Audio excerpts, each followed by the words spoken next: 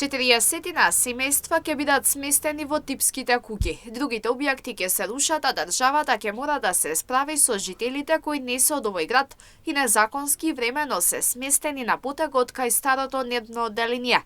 Градоначалникот Иван Јорданов вели дека сето ова мора да биде завршено во текот на оваа година, зашто паралелно треба да се работи на булеварот Партизанска. Има и други објекти кои што не се предвидени да бидат опфатени со тој проект, за кој што државата ќе мора да најде решение, затоа што е ова јавен интерес.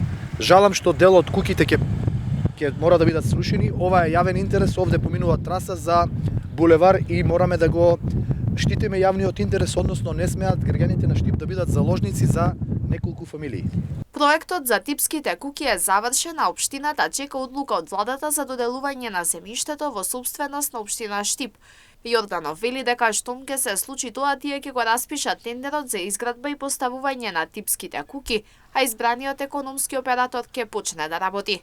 Проектот е завршен, се чекат само одлука на влада, согласноста е веќе испратена пред неполн месец.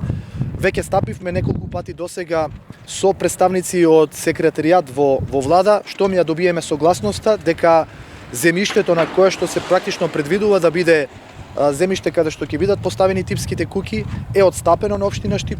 Веднаш распишуваме тендер кој што не е врзан со изборите затоа што се тоа европски средства и ќе се практично избере економски оператор кој што ќе ги изработи и ќе ги постави тие типски куќи, и дел од жителите на овој потек кои што времено се сместени овде ќе бидат дислоцирани на таа локација. Инаку предвидено е типските куќи да бидат изградени во местото викано Черења во Штип, како и над улицата Асном. Проектот е вреден околу 600.000 евра или 30 милиони денари.